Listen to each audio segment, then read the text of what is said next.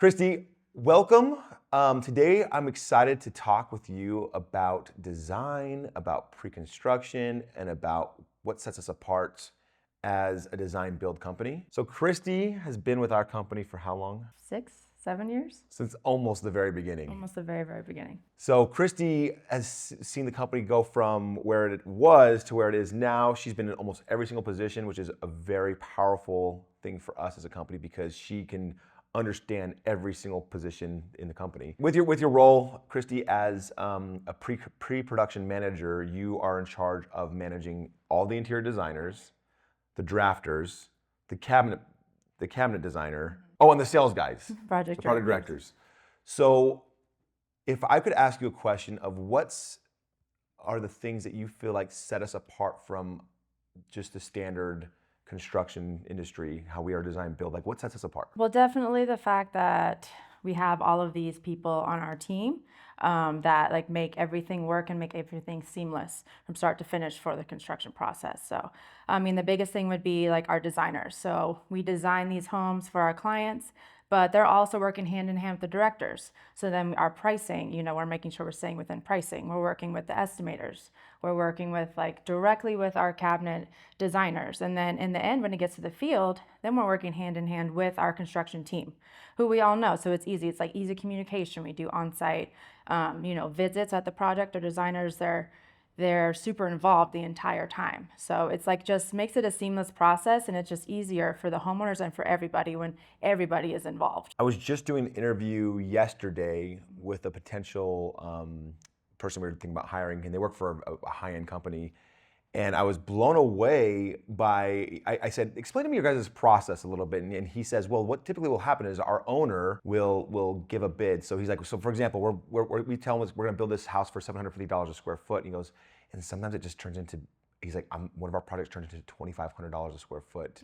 And they were that far off. And I thought to myself, what a terrible experience for anybody. And as somebody who's gonna build a home or do a big remodel in a home, my biggest fear would be, who am I going to hire, and do I hire an interior designer, and then do I hire an architect, and then do I hire my own engineers, or do I hire a construction company to take care of and there's just so many moving parts. Yeah, and that would be like all over the place, because then you have to okay, let me contact this engineer and see where they're at. Oh, well, let me call the designer who's over here, and then have them meet with them even though they don't know each other. And there's going to be something that's missed. That's so many ways of communication, and something will be missed, and it's going to be a bad experience for the client and an already stressful experience of building a home. Right. So we want to make sure our whole goal with having everyone here on our team is to lessen that and to make it a smooth experience. And we want to make sure, we're getting all these details in the very beginning, and that there's no surprises. That would be the ultimate goal at the end, is there's no big surprises, and everything is, accounted for in the final build. No, absolutely. And always, the question that people always ask is they always say, well, how much is it going to cost? Right. And then you're like, well, define costs. Are you talking about just construction? Are you talking about interior design? Yeah. Are you talking about layouts? Are you talking about, architectural plans? Like, there's so many things that go into this where your team can guide them through the whole process. You have a product director and a designer teamed up on a project where they can team up and really communicate with the clients on cost. And they do their best to be able to keep them on point. Yeah. Like I see the project director sometimes will say, hey, designer, we're over designing right now, and it's going to be outside of our budget. So then the designer's like, okay, let's call up the client and let's ask them if they can afford it. If not, then we'll dial it back. Right, exactly. And that to me is huge. Yeah, and we do our best, especially in the beginning when we're giving these ballparks. That's what we're trying to do, is we're trying to encompass all of these costs. And I know a lot of the times if you go to some other companies and they give you a ballpark, they're probably just giving you a ballpark just for construction, but they're not taking into all the other structural engineering, maybe the design materials. We're taking into account everything, because I know that's the number that our clients want to hear, because that's what they need to know in order to be comfortable with the process. As a client, and put myself in our client's shoes, because I've been in those shoes before, my biggest fear is your goal is to do this beautiful design, and you want to do it as cost effective as possible. And the fear that I have, and that most of our clients will have, and sometimes what they'll do is they'll go with the cheaper contractor. Well, they're a lot cheaper than you guys. Right. And like you just said, they don't factor every little detail. Right. And then what ends up happening is they get a low bid, and then throughout the whole process, Now they're stuck, Right. and now they're getting change ordered, and there's nothing they can do about it except for having a terrible experience. And now they're at our cost or higher, and they weren't prepared for it, but there's nothing they can do because they're handcuffed. And if I'm a client, that's one of the biggest things that I would recommend everybody to be careful of is if you have really crappy plans, then you're gonna have a really crappy bid, which means you're gonna have a lot of change orders, which means you're gonna have a crappy experience. Right. And that's something our designers are really, really good at is, getting the details to make these plans like have as much detail as possible. So then we're not having those change orders. And that's something that we completely want to avoid because that just ruins the client experience. And so our designers are super detailed. So even when it comes to our designs, they're gonna be asking you the things that are like make sure your home is as functional as possible. So we look into all the little details of things just to make sure your house is exactly how you want it in the end. Right, and you have other designers that that are in the valley as well, and they're really good designers. But the challenge is not all plans are created equal. Right. And so, yeah, they have really pretty shiny stuff, but what a lot of people don't understand in this is she's a good designer, but her plans are terrible. Right. And so in order for us to, we've worked with outside design before where we have these really funky, awesome designers, and they're really good at what they do, but they hand us these set of plans, and we're going, there's no details in these things. But it's not really plans, it's like a PowerPoint. It's like a PowerPoint. Yeah, we see it's like a PowerPoint.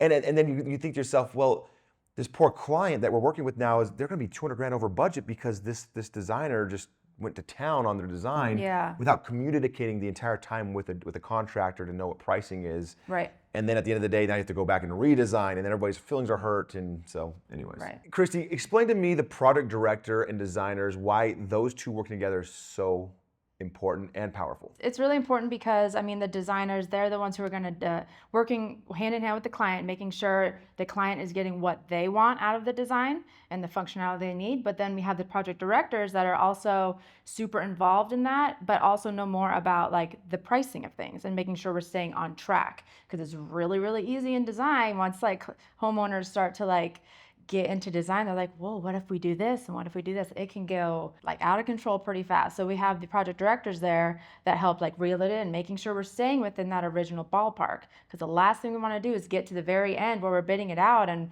it's way over because it was over designed. So having them work together and checks and balances, making sure we're staying on track and going on the right path to the end product. And I love that because they're able to, the product directors help the designers focus on their artistry, while the product directors are focused on logistics and technicalities where it's like, hey, we noticed that, I'm gonna go talk to the construction team and make sure that we can still do this and how we're gonna do this, and make sure the estimators are informed on what kind of scope of work it is. So it's so cool to see them work hand in hand together, and why we're able to design quicker than most people because of this process. Can you explain to me, Krysti, a little bit more about the advantages that we have having our in-house cabinetry, having our own cabinet designer working alongside with our interior designers? Explain to me how that gives the designers, they come in and they have a general idea. They're the ones working with the clients, so they know, hey, I need this cabinet to hold this, but I need, to be able to store these items in these cabinets. So they have the general idea working with the client, and then they can go to our cabinet director who has like the super knowledge of how cabinets really work and how to make things work. So he's like building the cabinets in this program, as the designers are like thinking them up, you know what I mean? So then at the end we know that, yes, we can do a cabinet like this, or yes, this is a real thing that we can do. So the last thing we would want would be to design these cabinets, be like, no, you can't do that there because you'll hit the fridge if you do this, or no, the doors won't open like that. Or so it's really good having that specialty knowledge in-house to be able to give the clients, what they're expecting and what they want. So functionality and beauty can be enhanced having that in-house. I love that. And then having our own plans manager, that can be a benefit as well. So explain to me kind of how that works with our interior designers. Yeah, so there may be a time in the process where, the designer might be like, hey, what if we just open this space up a little bit, and then you can have all of this space for, like, say, your mudroom or something like that. Then the plans manager can take a look, and he can see from the plans, like, well, this is a load-bearing wall. So, he can see that. So we're going to have to go in and get an engineer in here. He's going to know the steps we need to take in order to make that happen. And that gets relayed to the project director. And so then, we're seeing if that will fit into the budget. So, and if you didn't have a plans manager and you just had a designer and they started moving walls, Then you get to the very end and you realize, oh gosh, I need an engineer now. I need Right. this to be permitted, and I didn't know. Right. And all of a sudden, your process just lengthened by months. Right. So, and that's one of the things that I noticed, that when we do an addition or new build, or we do a big remodel where there's a lot of structural changes, that's very overwhelming for most people, because living in the world that we live in Las Vegas, it's being able to get an addition or a new build or a big remodel, we're doing structural changes, like having that plans manager be able to manage the engineers, being able to manage the permitting process, being able to make sure it's functional, it's practical, working with the designers. If that's all in-house like we just have such a leg up, because we're able to do it cheaper and faster. Right, And I love exactly. that. We just walk into the other room to ask them the questions to get the info we need in order to move forward with, making the plans instead of waiting weeks to get answers. Can I build right here? What are my setbacks? You know what I mean? It's easy having everyone in-house. Right, and that's one of the reasons as an owner, one of the things I wanted to do for this city and for this company was I wanted everybody to be able to come into this company and be like, hey, I want to build my house, or hey, I want to do an addition or a big remodel, and it's a one-stop shop, because the communication on these things is so important. And if everybody's in the same office collaborating and talking, we still make mistakes, but there's so much less mistakes made when we have everything in-house. And so I think Exactly. you're doing a really good job managing these people. There's a lot of work. I know you have a lot of different moving parts and a lot of different personalities, but what's the hardest thing that in your position, that like when you're doing these things, like what's the hardest thing for you in your position? Like what's the most challenging thing? That's a really tough question. It's a loaded question. That's a loaded question. Yeah. The toughest thing, it depends on the day. Right. But I mean, the top thing in my mind that I'm always thinking is client experience. I want these clients to have the best experience that they can. So that's what I'm doing in the background, is working with my team to make sure we can provide that service to our clients,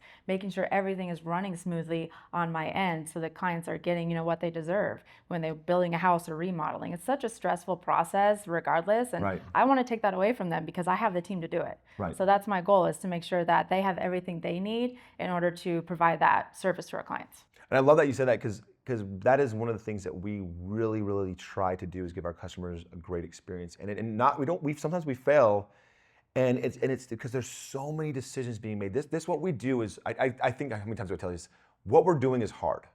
We are literally transforming people's spaces where they're comfortable living. Mm-hmm. It's expensive to do, and there's so many moving parts. I mean, you start from the designer, who makes literally hundreds of choices, and then construction, they make hundreds of choices. Yeah. And then you analyze all the things that could go wrong in a process. I mean, I think if you analyze our process, it's almost like a 200-step process if you started from design all the way to the finished product. All the little things we have to think about. And hundreds of decisions. You're gonna make some mistakes in those things, but there's so much less with our team because we have the team to do it, and it's all in-house. So Exactly, yeah. it's pretty cool. So Krysti, one of the cool things that sets Kingdom & Co. apart, that you've been a big part of through the design process, is being able to give the clients the visualization that they deserve and they want. Right. How are you able to accomplish putting all the design boards, the inspiration, the VR stuff? I mean, explain to me how you do this so that the clients can have a great experience. Yeah, so usually our clients come in and they have like kind of this idea, like they'll just give us like keywords, like,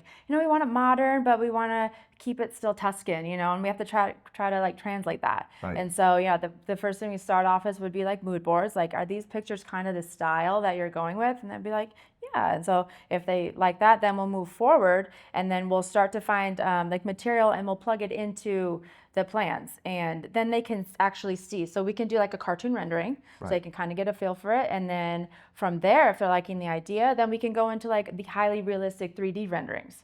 A lot of clients have a very hard time visualizing. Right. They're like, I think I like this, but I don't know what it looks like in my space. Like, I can't see it. Right. And so that's where we can, bring in the highly realistic renderings, be like, oh my gosh, that's what it would look like. Right. Or we do have the VR headset. So if you really want to, you can actually go into the space and kind of see how it would feel if we're doing layout changes and things like that. So then they can, really visualize and like feel more comfortable with the changes that they're making to their home. Well, it's funny you say that, because one of our clients that just recently built, they're building a 6,000 square foot house. And I'm explaining to her, I'm like, your house it's a good size. Like, and she's like, I just feel like it's just too small, because she's looking at these small, these plans and can't visualize. And then like, this is the reason why you're hiring us, is because you are having a hard time visualizing. And I'm like, no, trust me, this living room is big. Mm-hmm. Your kitchen is big. And she's like, I just feel like it's too small. So we put the headset on, and she was able to look through, and she's like, oh, that hallway is big enough. Yeah. Oh, that mudroom is massive, almost too Right. big. And so she was able to visualize it with that 3D headset. That really helped calm her down because they would have ended up going about 8,000 square feet. Yeah. And they would have been over budget, and then she would have been stressed and had a lot of anxiety. Instead, she was able to go into the virtual reality and be benefited from realizing that her space was good enough, and that it's very hard to visualize a 2D drawing. It is. We can visualize it, but they can't. Yeah, exactly, because we look at them all day. But yeah, so it's super helpful to have that For be sure. in the space. One cool thing about we have is job tread. That's on the construction side of things. But Right. explain to me how the designers use that as well. Well, we use it even from the very beginning. We'll start putting in, documents and things like that on there. But like as the project starts going into construction, because the designers, they can't be on site every single day. We Right. do go on site for, many times in a project at specific times, but not every day. And there's Right. always usually something happening every day. So that gives the designers a tool to go in, see the pictures that were uploaded for that day, so they can also follow along and make sure that everything is going, according to plan. On the days that we can't be there, maybe we could, catch something like, hey, I don't know if that tile is in the right spot. You know what I mean? Then we can go catch it. If we didn't end up going on site to do a walk or something like that. So, Right. yeah. I've seen that happen before. Exactly what you're explaining. I saw Jen going through her builder or her job tread, and she's looking through it. She's like, "Wait a minute, that's not right." And then she immediately called the project manager and the Yeah. superintendent. It was like, "Guys, we need to address this as soon as possible." And because we have these tools, instead of the project going along and then Yeah. you're like, "Oh crap, we caught this too late." It's like they caught it immediately. We fixed it right away, and it wasn't a big deal. We can see the schedule. So I just looked at it yesterday because I needed to know when we were painting. Right. You know what I mean? Because to make sure I had one more paint color that I needed to choose for a project. And we were waiting till drywall was up to see what it looked like in the home first. Right. And so I wanted to make sure we did that as soon as drywall was up, but obviously before we painted. Right. So then I can look at the schedule. I saw it was in a few weeks, and then I scheduled that appointment with the homeowner because I knew from the schedule, like that's when that's going to be happening. So that was super helpful for me as well. See, I love that. That's awesome.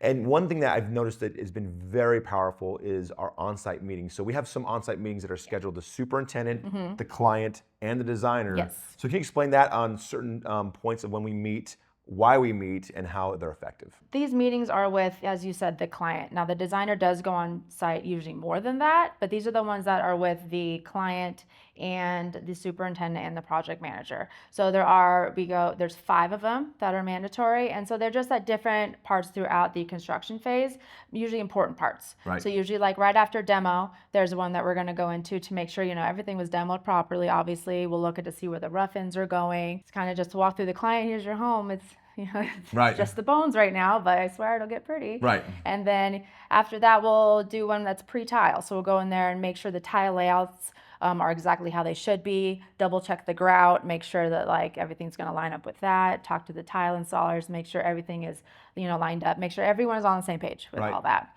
Then there's ones that are closer to like the cabinets. So as cabinets are being built, after that it would be like after countertop, and then it becomes the backsplash, and then all the lighting fixtures go up. So it's just like different points of the construction process that are like critical. Right. That we want to make sure that everyone is on the same page, and that everything is according to plan.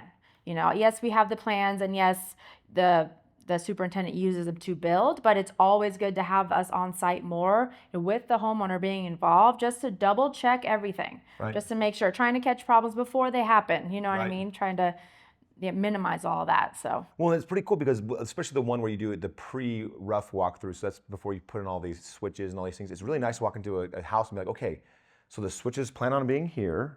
Are you comfortable? And sometimes the clients are like, actually, I would hate the switch to be on that side of the door. I would rather have it be on this side of the door. Okay, great, let's do that.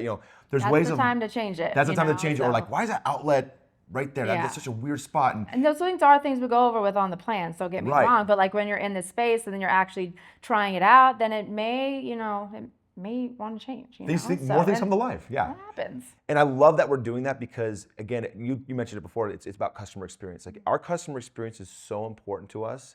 And if we're having these meetings with these clients and with our superintendents and we're all on the same page, then it makes the process go smoother. There's still gonna be some mistakes, but again, you're limiting them, and it's so powerful, and it gives the customers a lot of confidence in us because we're letting them know what's going on, and we're showing them how things are Keeping them involved. It's ultimately it's their home. We want them to be involved. Right. We want to show them that we're doing everything they can to give them, the home that they want. Yeah. Yeah, and the experience they deserve. Exactly, yeah. Okay, so Krysti, what you're managing and what you are in charge of is a lot. You know, we got design, you've got product directing, you've got the plans manager, and then you also have the cabinets manager. You have a lot going on, and so to me, it's so important for people that don't know who Kingdom & Co. really are to understand who you are because of how important you are to this company. You know, you do a lot for this company, you do a great job, and at the end of the day, it's obvious because of the product that we're providing and what you guys are designing. So good job. What you do for this company is huge. You know, being able to manage from the product directing to the interior design to the plans managers to cabinet design, like all these things, you have a lot to manage and you're doing a good job. So I think it's important for everybody to understand how much goes on behind the scenes before the project starts and how much energy, money, and time goes into it so that the clients have a great experience. So you're doing a good job.